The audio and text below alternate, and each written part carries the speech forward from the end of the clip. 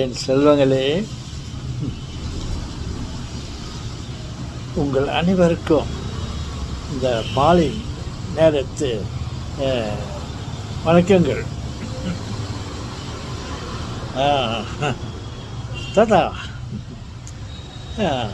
ஏதாவது இந்த வீடியோவில் ஏதாவது ஒரு உபயோகமான எதாவது பற்றி பேசுங்கள் தாத்தா. ஆம் செல்வங்களே, நானும் அதைத்தான் நினைத்து கொண்டிருக்கிறேன். இந்த வீண் பேச்சு வீடியோவில் பேச்சு கொண்டிருப்பதை விட ஏதாவது உபயோகமான எதாவது பேசலாமா என்று நானும் யோசித்தேன். பாருங்கள், நம் இருவருக்கும் ஒரே மனது. ஏனென்றால்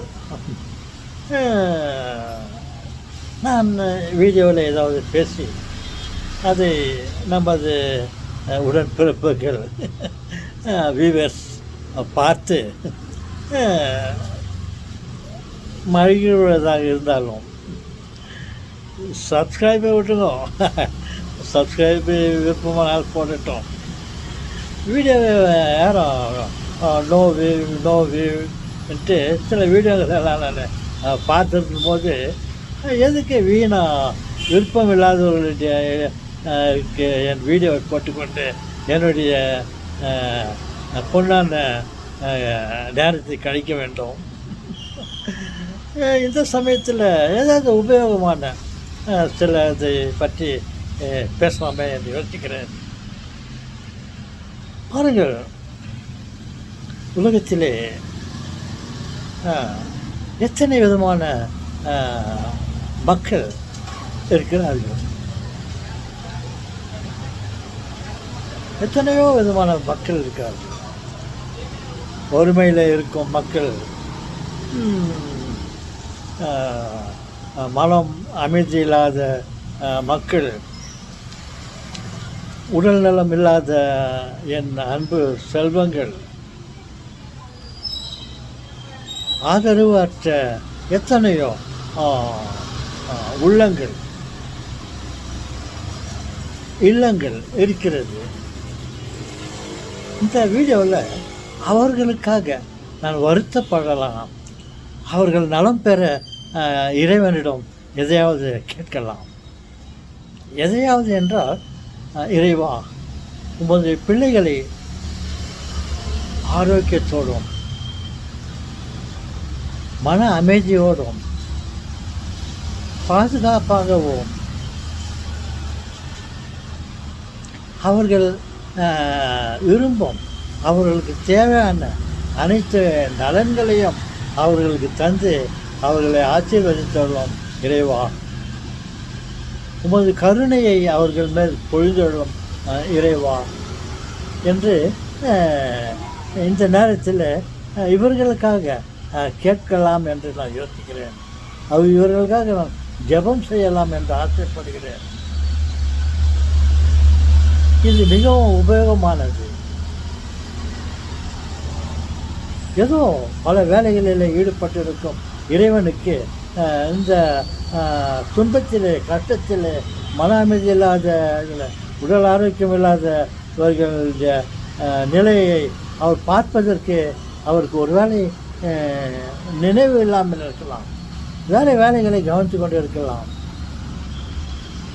அதனால் இந்த சமயத்தில் அவர்களுக்காக நான் ஜெபம் செய்தால் அவரை துடிச்சு எழுந்து என்ன நான் பேசுகிறேன்னு பார்த்து நான் அவர்களுக்காக ஜெபித்து கொண்டிருக்கிறேன் என்று அறிந்து அவர்களுடைய தேவைகளை கடவுள் அவர்களுக்கு கொடுப்பார் என்ற நம்பிக்கையிலே அவரிடம் கேட்கிறேன். என் செல்வங்களே, இந்த வீடியோ ஒரு உபயோகமான வீடியோவாக நான் இதை கருதுகிறேன். நான் ஏதோ வேடிக்கையாகவோ சில எனக்கு தெரிந்த விஷயங்களை, என்னுடைய கற்பனைகளை பற்றி பேசிக்கொண்டு வீடியோக்களை வீணாக்குவதை விட இந்த மாதிரி உபயோகமான விஷயங்களை பேசலாம். குறிப்பாக ஏதோ இந்த காரணத்தினாலே அல்லது ஏதோ ஒரு காரணத்தினால இறைவனிடம் பேசுவதற்கு ஒரு வாய்ப்பு கிடைக்கிறது, இந்த வீடியோ கிடைக்கிறது, இதை பயன்படுத்தலாம் என்ற எண்ணத்தோடு நான் இந்த வீடியோவை போடுகிறேன். மீண்டும் இறைவனிடம் கேட்கிறேன், இறைவா உமது பிள்ளைகளுக்கு மேல் இரக்கமாயிரும், உமது பிள்ளைகளின் தேவைகளை நிறைய தீர்த்து வையும், உமது பிள்ளைகளின் பசியை தீர்த்து வையும், உமது பிள்ளைகளின் உடல்நலம் இல்லாத நிலையில் இருக்கும் உமது பிள்ளைகளுக்கு நல்ல உடல் நலத்தை தந்துள்ளார்கள் தந்தையே. ஒரு பாதுகாப்பு இல்லாமல் இருக்கும்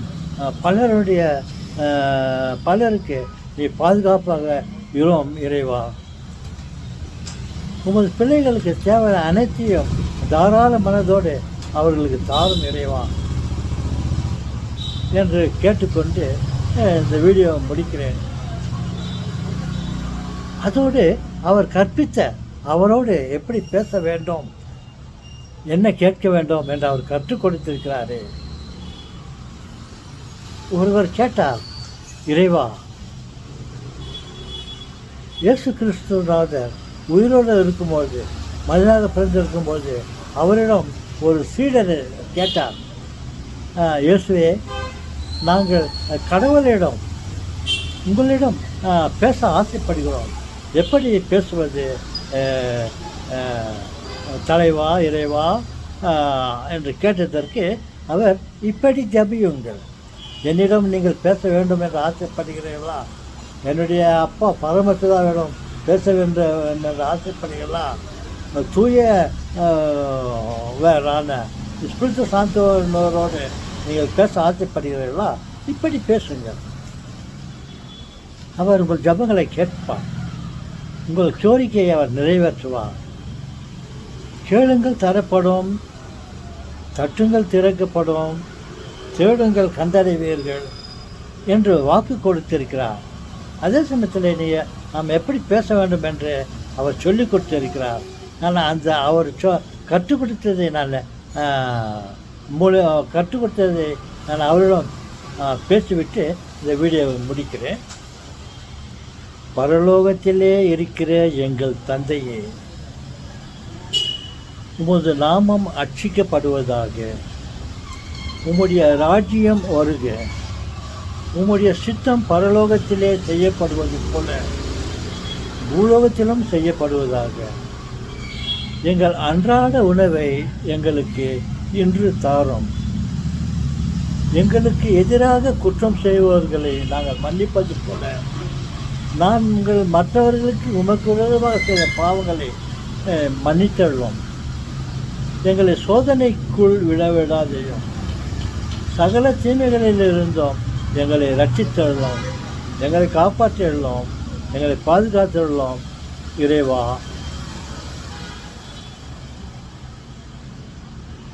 ஆமென். ஓகே செல்வங்களே, நான் இறைவனிடம் நமது உடன்பிறப்புகளின் தேவைகளுக்காக நான் மன்றாடினேன். அவர் கற்றுக் கொடுத்த பாணியிலே அவர் கடவுளிடம் எப்படி பேச வேண்டும், எப்படி உரையாட வேண்டும் என்று கற்றுக் கொடுத்தாரு. அதே மாதிரி நான் அவரிடம் கேட்டிருக்கிறேன்.